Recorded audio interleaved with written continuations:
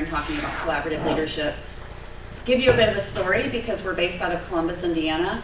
So how Columbus kind of became the way it is and a living laboratory for collaboration over the past 70 years. Talk about a few key principles that we've learned and kind of discovered about collaboration. And I like to say we discovered them because we didn't invent them. This was really looking at some of the lessons we've learned in Columbus over the years. Sometimes when collaboration went really well, and then sometimes when it didn't. And so what are kind of those 4 key kind of principles that we've learned? And then hopefully at the end, a few steps that you can kind of take away, action steps on how might you think about it in a different way or kind of get started. And so as you mentioned, my name's Amber Fischvogt, so I'm with Civic Lab. I've been with the organization about 7.5 years. We're 10 years old, but have worked in the Columbus community and kind of community development for over 20 years now. These are the other individuals from kind of Civic Lab. You may know or work with some of them through the state, John Burnett, Jack Hess, and Dakota Policki. And Civic Lab's an institute dedicated to civic collaboration. So we like to work with communities around the state of Indiana, and we work around the country, really focused on how do you build kind of collaborative capacity in communities and start to think about things in a more systemic way. Just to give you a kind of a high level, this map. So over the past 10 years, we've been fortunate enough to work with over 300 communities and help train kind of 14,000 leaders across the community. And a lot of what we focus on are kind of the principles of collaboration. So it's really content agnostic. So we've been fortunate enough to work with healthcare systems, food insecurity. We do a lot of work in the education space, thinking about post-secondary or adults kind of returning for either post-secondary education, certifications, things like that, financial self-sufficiency. So we've been very fortunate to kind of work around these principles of collaboration and really say it's content agnostic to what you're all working on. So hopefully they apply to your work as well. So what I want to talk about as we think about the principles of collaboration, I really want to start with a story about Columbus to kind of say how did some of these principles come about? And so there's been several, I think, things in the news over the past few years about Columbus that have really amplified some awards and some recognition around some of the work that's been going on for the last 20, 30, 40 years. This was a this was called the Heartland of Talent, how Heartland metros are changing the map of talent areas in kind of the US. This came out late last year, I believe, and it was really interesting because it was talking about some of the fastest growing kind of small metros. A lot of them were in the Midwest, and these were the top 20 small and medium metros in growth for college grads. And we were very excited and very proud that not only were we one of the top in Indiana, but we were kind of the top ranked overall out of all the metros for our growth in kind of college grads from 2010 to 2019. It was very exciting for us, but kind of talking again about why that happened. Another thing that came out about a year and a half ago was the Wall Street Journal did an article and was asking about where are communities diversifying the most. And I think they found it kind of surprising that they're diversifying the most in small Midwestern towns. And so when they looked at a diversity measure, it was basically on a scale of 1 to 100 in your community, how likely are you to run into someone of a different race, ethnicity, or from a different country on a daily basis. And they found that Columbus was one of the fastest growing areas, when it was actually ranked number 1 again, and that on a daily basis, you're almost 70% likely to run into someone either from another country, another race, another ethnicity. And there's, like, the list goes on, and this isn't to brag about, some of the things that Columbus has done. It's just to kind of show what we think, the way some of these public-private partnerships have worked over the years that have really helped Columbus go from what we considered kind of an average almost in the 1950s to today, where we've seen a lot and been fortunate to have a lot of success in the community. And so what I want to start with this story and kind of go back in time to talk about the why and the how. So we're going to go back to 1950 in Columbus and give you a little bit of information on what it was like in 1950 in Columbus to kind of present day, and then how we've kind of discovered some of these practices. So this is the downtown in Columbus, Indiana in 1950. So you can see typical of a lot of small downtowns, especially in southern Indiana at that time. This is a parade going on right down Main Street. Typical stores. Basically, it was kind of your small town Midwestern Americana kind of slice, right? When you look at it, a lot of our jobs were manufacturing, so they were literally the blue-collar jobs. Most of our jobs came from small manufacturers. And you don't have to see these numbers, but kind of to see the arrows. So when you looked at Columbus in the 1950s compared to most other similar sized small towns in the state of India at the time, I think you can look at, a lot of these are about the same or slightly below. And so when you look at it in kind of one word, Columbus was average. When it came to growth, when it came to income, when it came to education, when it came to job opportunity. We were really seen as kind of an average community in the 1950s. At the same time, and you're all more familiar with this, and kind of thinking about the US birth rates at that time when we think about the 50s and what was going on, and we had this huge spike in a baby boom. So you have this community that's average, but yet we're having a high growth of families in the community. In fact, they did a study and realized that with the growth in children, they were going to have to build a new school every 2 years for the next 10 years just to keep up with the growth of the baby boom. So the first school they built was the Jefferson Elementary. In an article, I believe by NPR, they said it was built on the cheap, and it showed.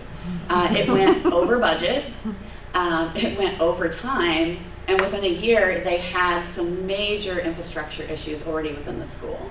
A lot of problems with a lot of different areas of the school within that first year. At the same time, there was this small startup company starting on the other side of town.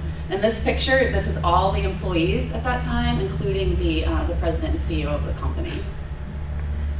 So that small company was actually owned by a family, and the family went out and they said for the past handful of years it had not made a profit.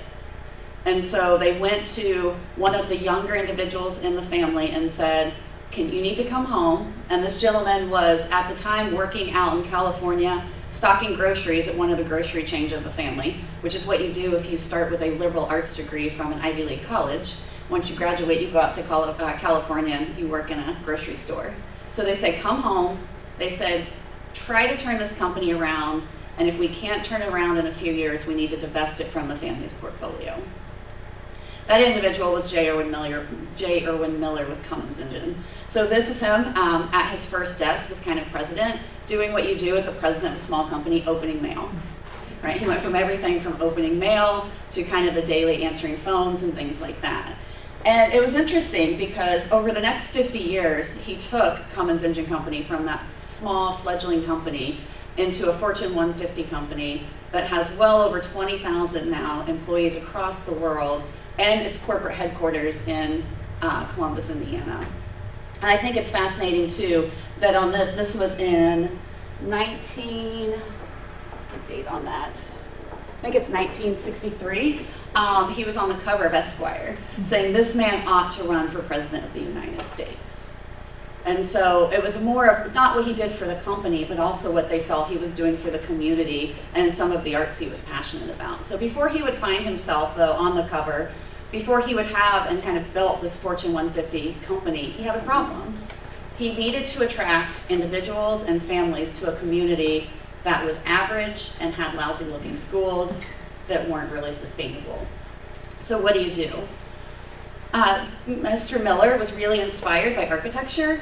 And so this is a quote from Winston Churchill, and it says, "We shape our buildings, and afterwards our buildings shape us." So he went to the school board and said, it was supposed to be at the time a one-time offer, and said, make you a deal. Here's a list of up-and-coming kind of architects that we have identified. There's about 5 or 6 of them on the list. You can interview them, and if you pick one off the list, we'll pay the architectural fees. If you're the school board and you're just coming off of a disastrous school, what do? You accept the offer and say, sure. So they interviewed them, and they ended up picking a young Harry Weiss. So this was Lillian Schmidt Elementary School. And I love this school because it kind of gives you the old one-room kind of schoolhouse feel, but they were all connected. So as it's a one-time offer, but if you're the school board and this worked out well and you have this beautiful school, 2 years later you have to build another school, what do? Go back to the school board and you ask again. And so this was McDowell. It's now the Adult Education Center, but this was McDowell Elementary School.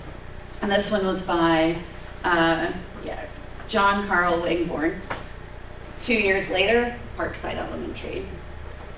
And then this one I love. So this was by John Johannesson, and this is our Smith Elementary. And it's so much fun for kids when you think about it. It's almost like the little hamster trails, right? So the kids, those are the actual, where they get to go and kind of in between classes. 2 years later, this is Mount Healthy in one of our more rural areas. And this was built kind of on a hexagonal area.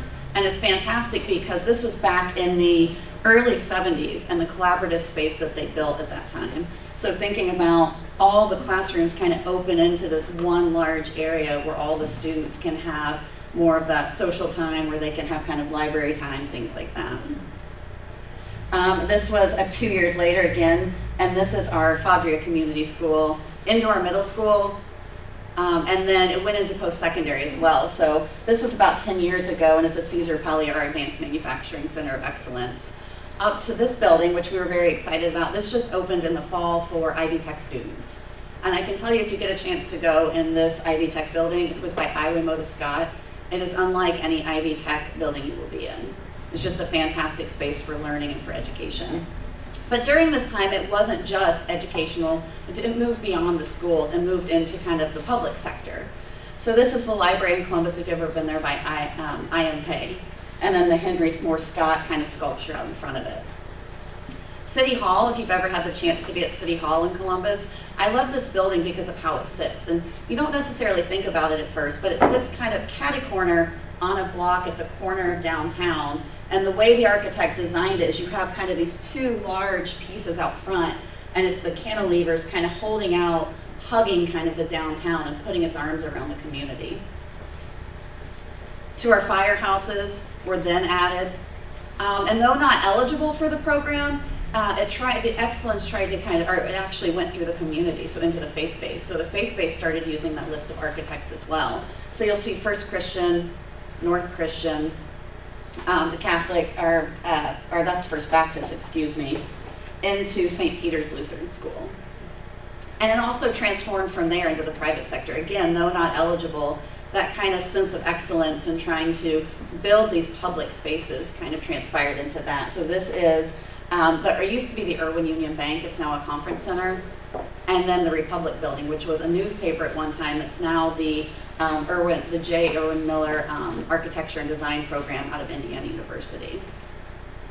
It went down to even some of the logos and designs in the community. So as you look across, this was Paul Rand who designed these for the community. So you have Cummins Engine, the second ones are Irwin Union Bank, even to some of the housing associations, so Tipton Lakes, down to what we like to refer to lovingly as the Dancing Seas.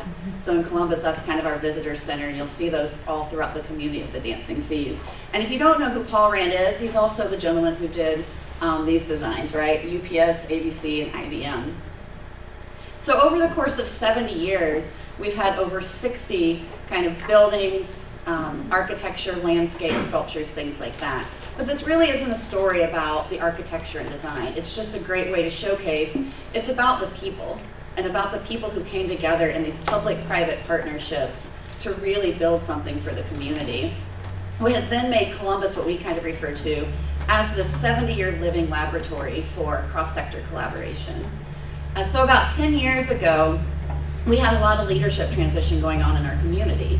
And so as Civic Lab was founding, we really started talking about, when we think about Columbus over the last 60 to 70 years and all of the success in public-private partnerships, what have we really seen? What was the process? What were some of the key factors?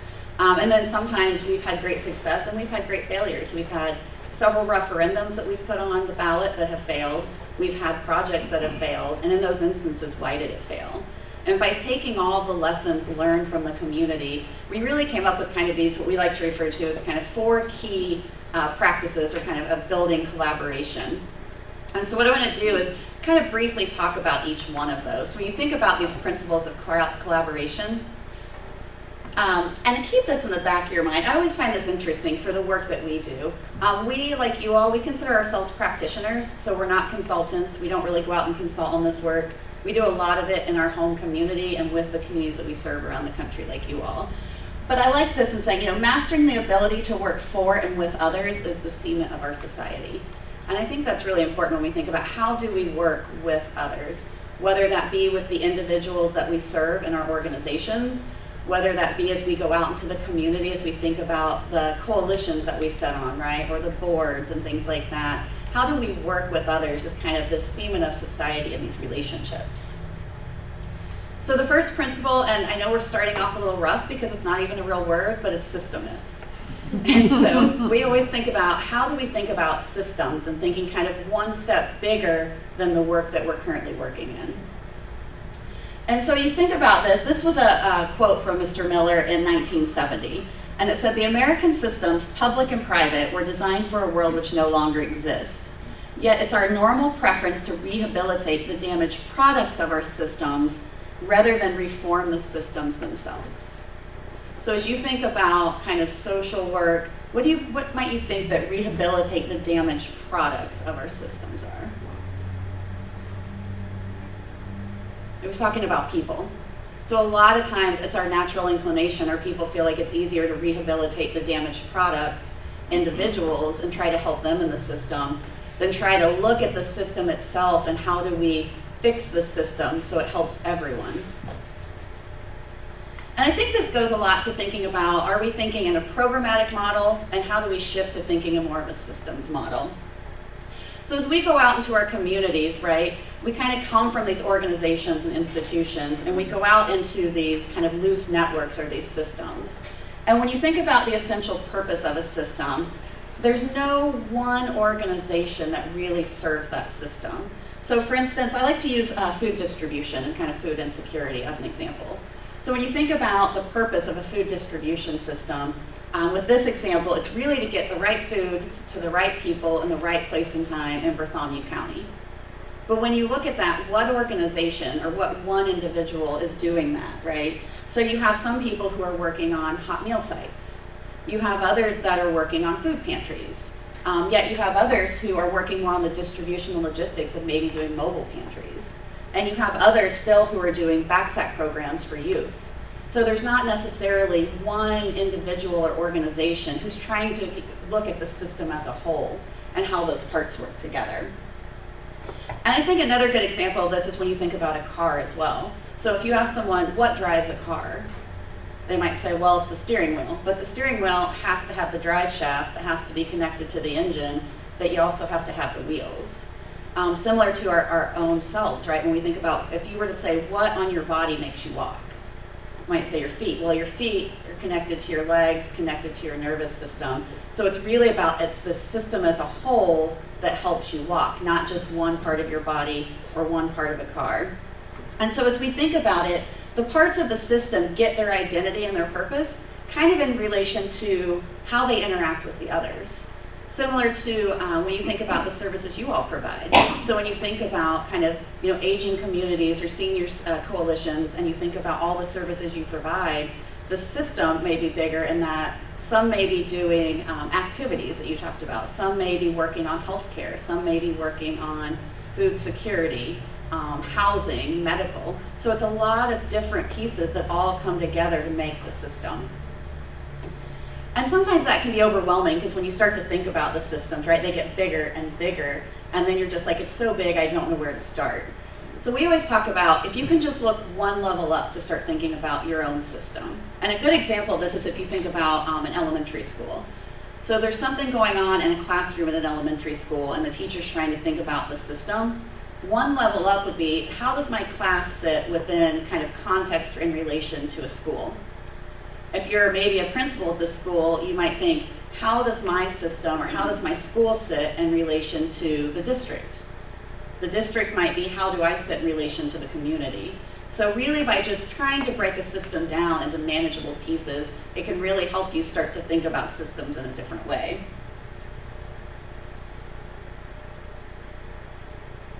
And we always talk about how do you think about designing one level up if you really start to want to move towards systems thinking.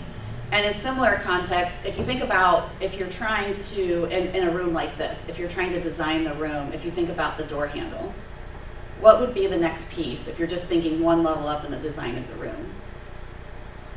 It'd be the door. If you're trying to design the door in the room, it might be the wall it's on, and then that would be the room, would be the next level up, and then the room would be, how does it relate to this building? How does this building relate to the space? So don't ever be afraid when you think about systems work, is just thinking about it one level up. Start there, then think about the next level. It doesn't have to go into these huge, we're trying to change the entire system at once for, you know, the aging community, or we're trying to change the entire food distribution for, you know, Indianapolis or things like that. How do you start to make it manageable that you can think about systems in a different way? And that's the first principle, is really thinking about, it's a systems thing, not a single thing.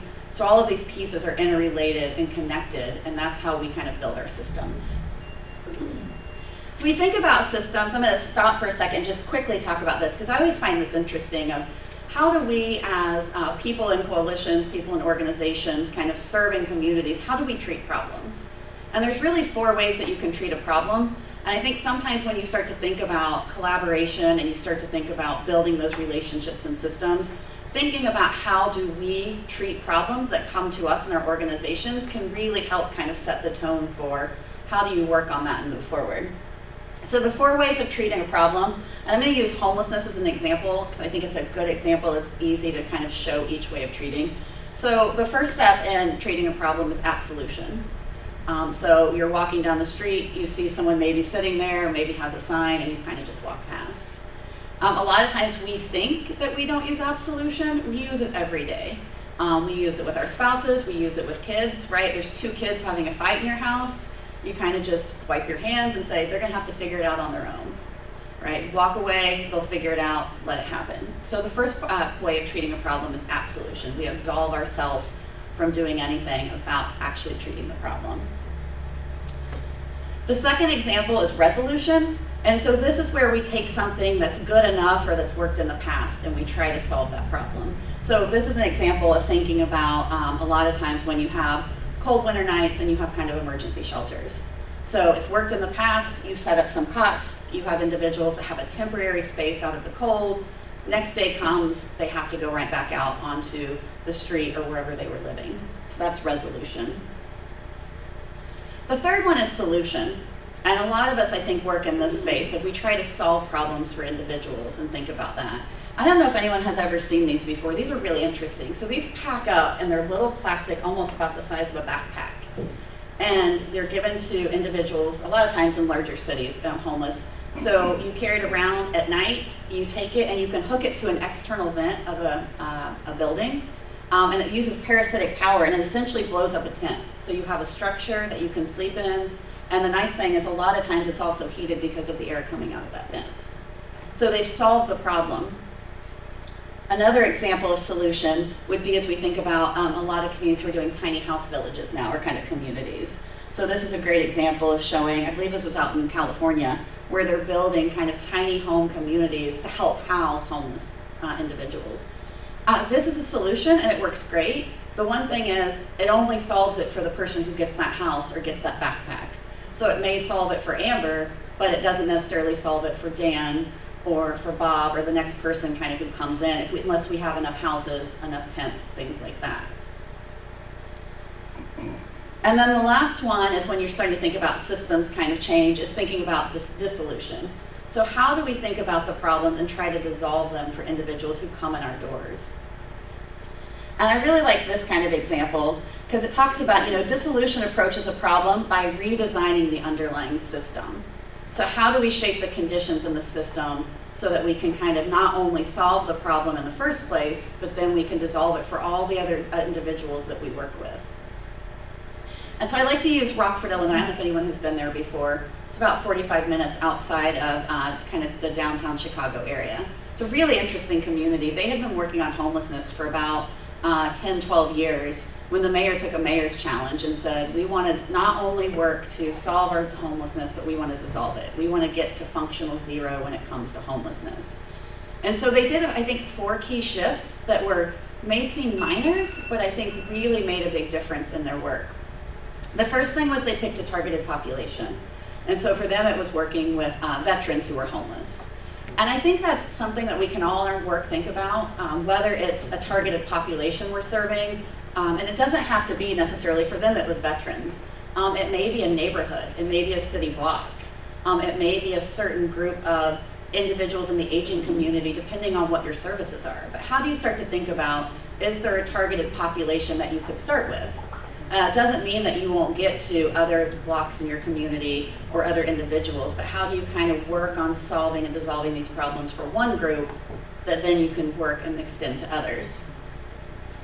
The second was they had an integrated kind of what they called command center team. And it was really just a group who were in the community who got together on an every other week basis just to talk about the individuals they were serving. So if you think about it, it was more of that kind of loose collaboration of they had individuals who were working on food, they had individuals who were working in housing, and individuals who were working on kind of serving veterans, get together every couple weeks. And I think the thing that they did different that was unique is they had a by name list. So they started thinking about, a lot of times in homelessness, and in a lot of our work, we may use census data, but we use kind of stagnant data. And what they ended up doing was having this real-time list that was dynamic of the individuals who were in their community who were experiencing homelessness. So when they would meet, they could go down and say, we have a house ready for Jane. She's on the top of our priority list. Who last saw Jane? Well, I saw her last week. She came into the food kitchen, but I haven't seen her since. Well, I saw her 48 hours ago. We had to take her to the ER. And then, I could say, okay, let's find Jane. She's ready for housing. So I think by using that real-time dynamic list of individuals, they were able to put names and faces and kind of keep that list moving. And they were working towards functional zero, which is something I think that's kind of interesting in homelessness. With homelessness, you can never really get to absolute zero because there are always people for one reason or another kind of coming into the homeless system. So the idea is with homelessness that you want more supply, you want more available housing, then you have people kind of entering the system. But for them, again, it was kind of, they set up basically this real time, not just the list, but the data. So how many people were coming into the system, where were they coming in, and then where were they going out? And the last thing they did was have a navigator. And I'm sure some of you have similar in your organizations. It's someone who is there to help individuals with kind of warm handoffs. So for them, it was about housing, but also those wraparound services. So as you're getting housing, you might need mental health counseling. You might need access to health care. You might need food, clothing. So how did they have someone who could really help, not just give them a number, but say, let's make this warm handoff, this navigator with the organization who can help provide those services and make that connection to the relationship. And so I think when you think about dissolution, this is kind of the key practice or principle behind it, is how do you solve problems for specific instances? And I know we use this in a lot of our work, regardless of the topic, whether it's homelessness, whether it's food insecurity, education. But how do you start to thinking about solving it for Dan, so that once it's solved for Dan, we can look at what in the system was broken down, and then we can think about how do we dissolve that and fix it for many. So that way, hopefully, as we think about our systems, we've solved it and kind of moved beyond that and just gotten rid of that problem to begin with. And they had seen real results. This is now, I believe they've over 130,000 people across the US have basically been housed because of kind of Built for Zero. And I really think this quote kind of summarizes it nicely, because a lot of times we think about these initiatives and programs and we think, it's got to take a lot of money, it's got to take new programs, we have to have more people. And they saw really just the opposite. So this is from Dan Heath, and it's a book called Upstream. So it's kind of thinking about collaboration and thinking about problems and solving them before they happen upstream. It's a great book if you get a chance to read it. But he said, it's remarkable how much changed in Rockford, given how little had changed. What hadn't changed were the people involved, the resources they had, and the city's macro conditions. He said, simply by changing the way they collaborated and the way they worked together, they were able to change the system. So it's better to dissolve a problem than try to solve it. So if we can kind of work towards that, and thinking about that shift from a systemic model. A lot of times we talk about, and I came kind of previous to Civic Lab, I came from a foundation. So I know sometimes foundations and resources kind of encourage us to sometimes think in more of that programmatic model. But how do we think about moving from a programmatic model to thinking more systemic? And so when you think about programmatic models, really they're meant to solve kind of a problem. They're really static. They're kind of about allocating resources. And at the end, usually you get a new program. When you think about a systemic model, what you're trying to do is really define and dissolve a problem. They're real-time and dynamic. They tend to focus on a system. And at the end of the day, you really get a fundamental difference in the way you work. So again, it's not about a new program or more people kind of working in the system. It's more about changing the way that we work together. So the first principle is it's a systems thing, not a single thing. The second one really goes to thinking about relationships. So if we're thinking about systems, how do we start to change systems? This was something that Mr. Miller talked about a lot. It's a stakeholder concept. And thinking about, as commons in a community, they weren't just responsible to their customers and to their shareholders, but really to be a responsible citizen, they had to think about their employees, their suppliers, and their community as well. And I think this encompasses it a lot, saying, the fascinating problem is how to balance responsibilities and relationships in those 5 areas as we think about our stakeholders. One of the most disastrous actions a business can take is to aim single-mindedly at making profits. Profit is a byproduct of a necessary job well done. So if we focus kind of on all those areas and focus on relationships, profits tend to follow. And in a lot of our communities and our work, it tends to be, again, sometimes more resource-focused.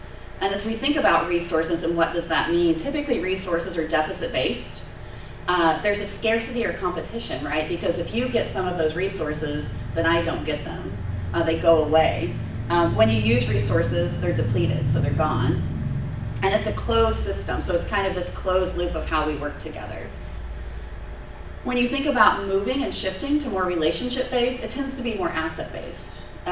You see that there's an abundance or cooperation, and relationships really kind of perpetuate themselves. So relationships grow stronger the more we engage in them.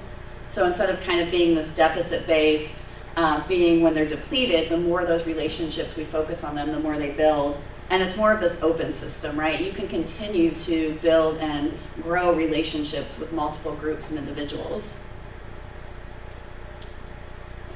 So the system, as we think about it, is really the way we work together. So if you want to kind of distill it down, the system's just about the set of relationships, right? It's how we all in our work with those other individuals we're trying to collaborate with in our communities. I always like to think about this because a lot of us come from, whether in your current positions or at some point in these more hierarchical structures, right? So there's always someone at the top who makes the final decision, and then you have kind of all of the individuals in your corporate kind of structure, organizational structure. But you all know this better than I do. When you go out into communities and you're trying to collaborate and build these coalitions, it doesn't necessarily work this way, right? You kind of have this loose network of individuals who there's not one necessarily person who makes the final decision. You're all working together, trying to build those relationships and cooperate together to do something better for your community and the individuals that you serve. And so you have all of these different relationships that you're kind of looking at in the system. And so I would challenge you as you think about relationships and thinking about systems level thinking to ask yourself the question, whose relationships most influence and shape the challenge or system that you're working in? So as you're thinking about whether you already have a coalition going on or you're trying to build a collaborative team around a certain challenge or issue in your community, who are those maybe 3 to 5 relationships that you could start tomorrow, Bill, or some of them you probably have already started, but who are those most that kind of influence that system that you're working on? Because those relationships really equal the structure of the system. And once you get to those 3 or 5 and you've kind of built those, you can then say, okay, who are the next round that we can work on to bring into our collaboration or bring into our coalition? And those structures are really the behavior of how we all kind of work together. So the second principle is really transforming a system is fundamentally about transforming the relationships. We can transform those relationships and the way we all interact together, we can start to make changes in the system. So it doesn't necessarily have to be more resources, more programs, more people. It's more of the way that we work together. The third one is thinking about process. So how do we work together? I always like this because so as we went through and looked at the architecture, right, that was great. But Mr. Miller in one of his dedications used this quote and said, architecture is something you can see. You can't see a spirit or a temperament or a character though. And there's an invisible part of this community that I'm very proud of because in a democracy, I think that the process is more important than the product. The process and the way we work together is actually the end product. It's more important than the buildings, and kind of what transformed the community itself. Because collaboration is a process, whether we realize it or not. And it helps, I think, when you think about collaboration to come up with, if you don't have a defined process, to get one, because it helps you build a common language and a common approach, especially if you're working across the public, private, and social sector, right? Because you have corporations who may join your coalitions, and you have nonprofits, and then you have maybe city, county government, and we all come from different aspects or different parts of the community, so a lot of times we all come from different language. I can tell you that working in Columbus, I mean, we have Cummins, they come in with their acronyms and kind of corporate culture and Six Sigma, which is different than the nonprofits, which is different than kind of city government and all of some of the things that they have. So how do you start to think about collaboration in this process where you come together and can be intentional on building kind of a common language and common approach of how you work together? So one of the things that we have learned and kind of discovered, again, was what we call the stakeholder engagement process in our community. And this is something that we work with a lot of other communities on, is some use this engagement process, others have their own. And so it's about more of just what process works for your community. So with ours, we have Cummins, so we have a lot of engineers, a lot of quality systems, and a lot of Six Sigma. So it looks a little bit like continuous improvement. I always joke that it's kind of continuous improvement for community. And it's a circle, so once you go kind of around the process wheel, you don't end there, you just go around again. And so really the idea is you start with this relationship-based kind of systems building approach to collaboration. Again, being intentional. Because I know that there are a lot of groups that we work with, and I've been in them too from some of my past lives of, we talk about collaboration, we all go to a meeting, and I think you even mentioned it, where you sit there and 3 years from now, you're still sitting there talking about the same thing, right? Or some people lovingly, or maybe not so lovingly, refer to it as a book club. Like we go, we talk about the issues, and then we go back, but we never have this way of how do we really start to think about how can we change the way we work together to actually start to move our work forward.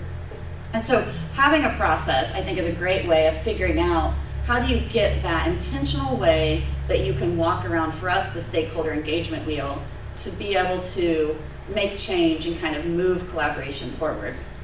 So this is a fairly simple, I'm just going to go through it quickly. So basically we start at the top with looking at a compelling question. And we always like to do it as a question rather a statement, because it invites more people to kind of have their input if it's a question. So you start with what's the challenge or compelling question that you're trying to solve in your community. Then instead of jumping to solutions, we try to say, okay, if you think about that, who in the community is working on that? Whose relationships most shape that compelling challenge in the community? Once you have kind of the who and you have those individual stakeholders that you can engage, we then move into the why. And the why is really about taking a little bit of time and trying to understand the current state of your community. Thinking about data, thinking about the voices of the individuals you serve, and just saying, what's the current state of this challenge? Why is it happening the way it is in our community? And then how can we kind of tell that story to the stakeholders? From there, you move into the what, and this is really about talking about what work could we do together that we couldn't do alone. So how do we think about co-creating solutions that we can work on together, kind of relationship pilots that we couldn't do alone if we're trying to collaborate? And then the last one is how. So as we think about that, how should we work together? And how do we kind of redesign the system now that we're trying out some of these solutions that we're working on and co-creating together? And then, like I said, as a circle, we kind of start and we go back around the process. And I really liked, as we think about collaboration too, we always talk about this, of are you doing things to, for, or with people? Ideally, we never want to do things to people, right? We don't want to do, sometimes we do things for people and we have to, and that's okay, but if ultimately we can get to how are we doing things with people? So how are we doing things with the other organizations that we're working with? How are we doing things with the individuals we're serving, right? Having their voice be part of the process and be part of collaboration, I think, is critical, because we never want to be doing things to people if we can do them with them. And this is just, so we talk about, Civic Lab's been around about 10 years, so this was our initial process. As you can see, it's very formal, written on, actually started on a little, like a napkin, and then went to this of kind of discovering the process. But over the years, it's really evolved. And I think as we think about collaboration in our communities and the work we do, it's not something that's static, it's dynamic, so it's gonna evolve.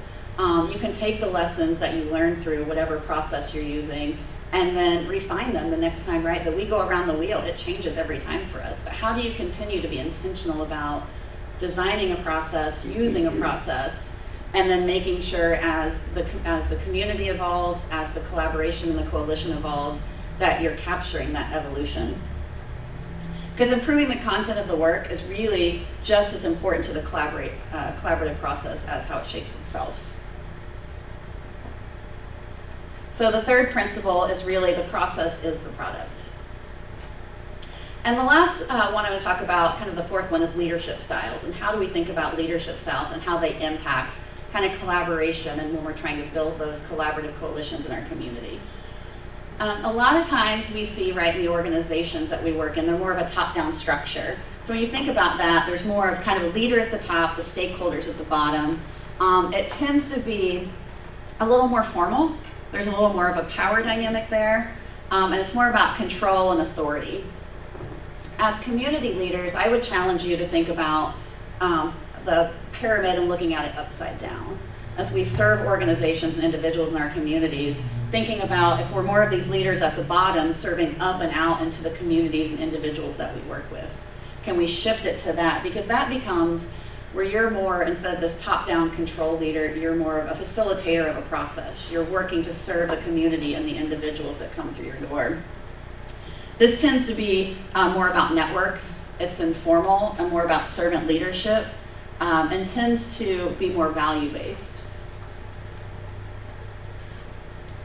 And I'm not going to read through all of these, but this is just kind of, I'll give you a few of the highlights thinking about the difference between organizational and collective leadership. Because again, when we're in our organizations, right, it's more about thinking about these organizational hierarchical structures, where when you move more into collective leadership, collective is more about kind of the benefit of the community and kind of the good of the community. And you need both, because you're out sitting in these organizations that you all are a part of, and then you go out into the community, into these coalitions that aren't these hierarchical structures. They're more of these loose networks. So how do you kind of shift your thinking? And I would say they're both complementary styles and you need both, but sometimes being aware of whether you're in an organization or now I'm moving out into the community and how those different leadership styles impact each other and work together. And just being aware of that can be really helpful to building collaboration. One of the things we see too as we think about leadership and building these coalitions and thinking about collaboration is being intentional and trying to get a kind of a core team together. Some people may call it a leadership team. We tend to call it a guiding team. And really thinking about, as you're working in community collaboration, do you have that team, and it's a group who really wants to take responsibility for the system and for the work. So a lot of times we see groups that say, well, we need these 5 people, but they may not want to take responsibility, or they may not be interested in the type of coalition you're trying to build. So who are those people who are interested, they're stakeholders you can engage, and they want to take responsibility for kind of collaborating and serving in support of the collective work of the group. We also try to be really strategic in thinking about how do you define the roles of those, so not leaving it to chance. So as you're building these kind of collaborative teams, just making sure that I understand my role on the team and everyone else understands their roles and how we all work together. I think that's very helpful. And then it's nice to think about, as you think about, if you're trying to build one of these teams, if you ask yourself the question, if the group agreed to do something, would it happen? Right? That's how you can kind of see, do we have the right stakeholders with the challenge or the work we're trying to do? So if the group agreed, would something happen?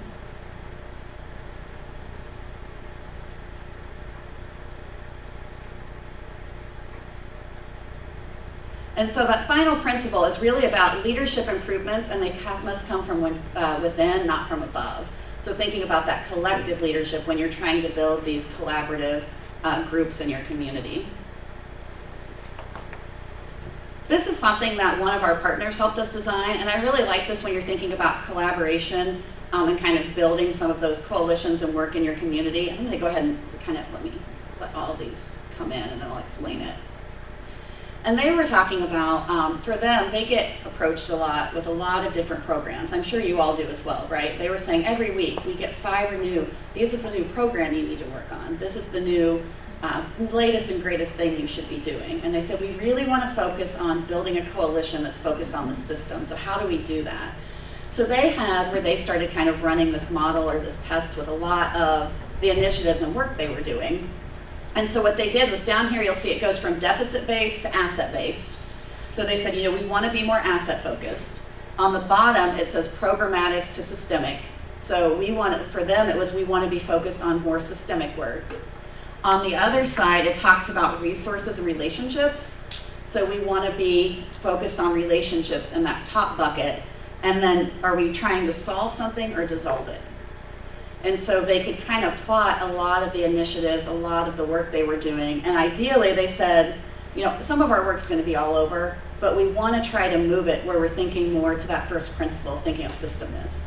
So how do we start to think about things that are asset-based, that are trying to dissolve the problems that are occurring, that are building relationships, and that are more systemic? So those are the kind of the 4 key principles. But what does that mean kind of for getting started, and how do you move forward?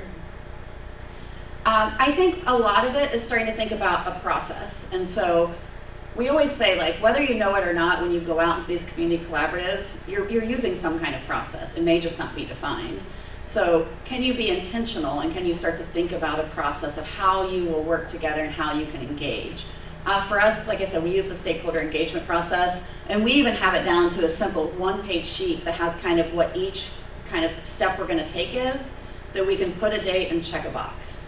So the group knows from the beginning of kind of building that coalition and kind of working together, here's the process, and here's how long it's going to take, and here's where we're going to end up. We don't know what we're going to be working on at the end of that, but here's how we're going to work together over the next 4, 6, 8 months to come up with what we want to do together.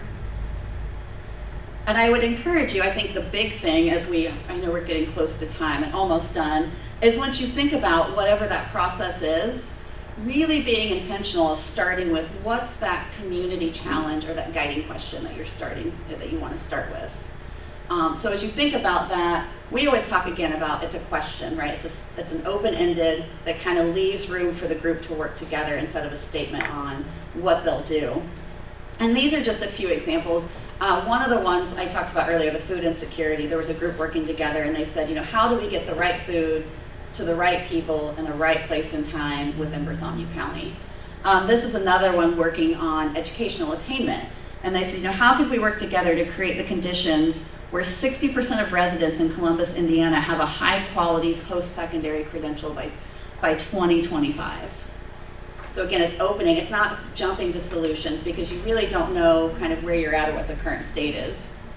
So I would leave you with, as we kind of close, of thinking about, what's that guiding question for your community as you're trying to think about collaboration? If you were to say, as we go out in our coalition and we want to engage other stakeholders, what's your guiding question or what's the key community issue that you're trying to work on together?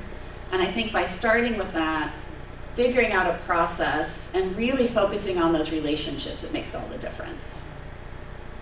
Because I'll say, again, transforming a system, it's really about building and transforming those relationships. It doesn't always take more resources, more individuals, a lot of new programs.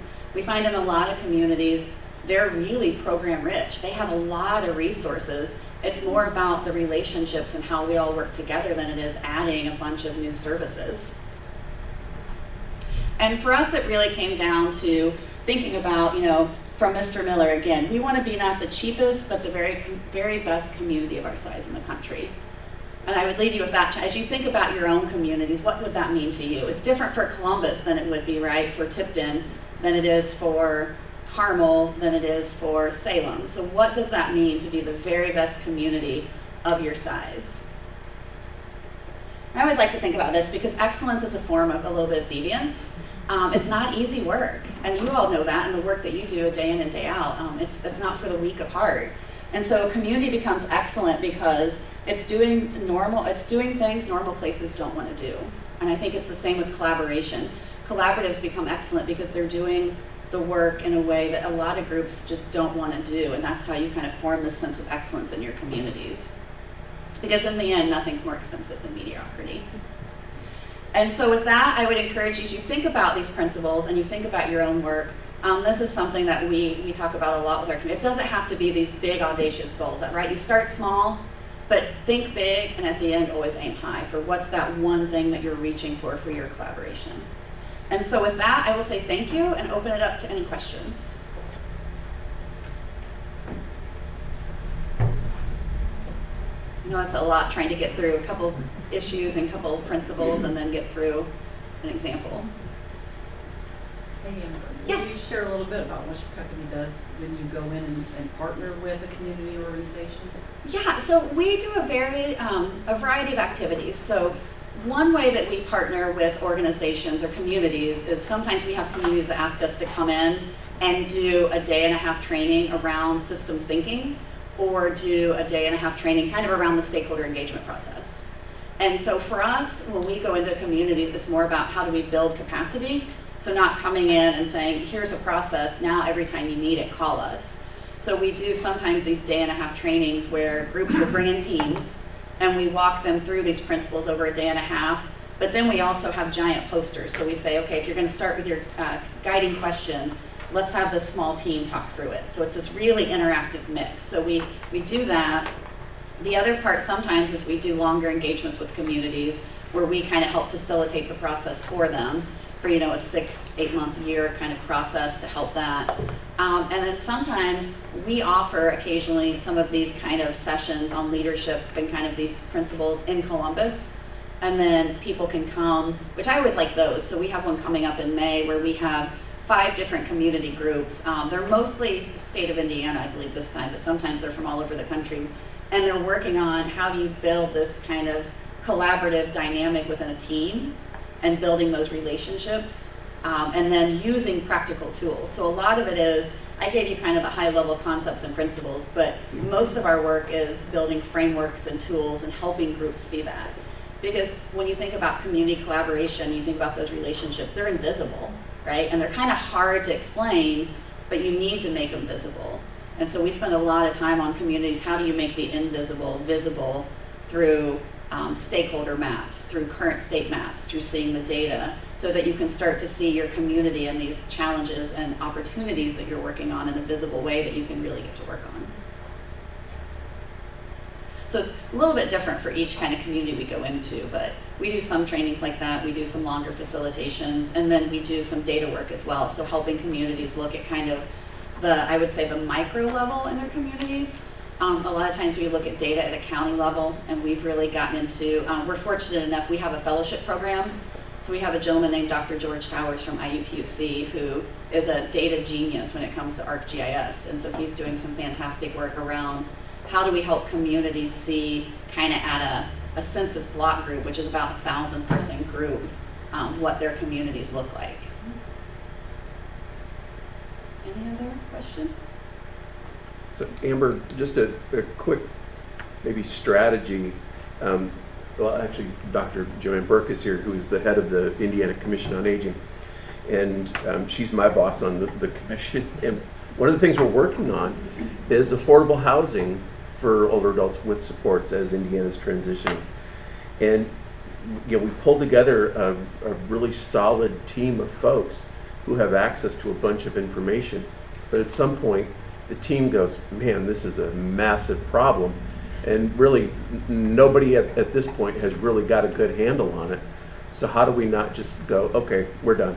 Because it's discouraging. So how do you, as a group, how do you keep people motivated? Like, we can do this, it's just gonna take some time. Yeah, and we see that a lot too with groups. And sometimes you have groups that are just starting and it's like, this challenge is so big, we're never gonna make a dent. And on the flip side, you have groups that say, we've been, like the Rockford, we've been working for 20 years on this and we haven't made a dent. And so I think one of the I guess a few strategies that we try to work on is thinking about scope and scale. I think it's our natural inclination as we do this work to think that we have to serve all people right away. And that tends to be, right, almost like boiling the ocean sometimes. Right. So can we figure out, if we're working on housing, is there a targeted population?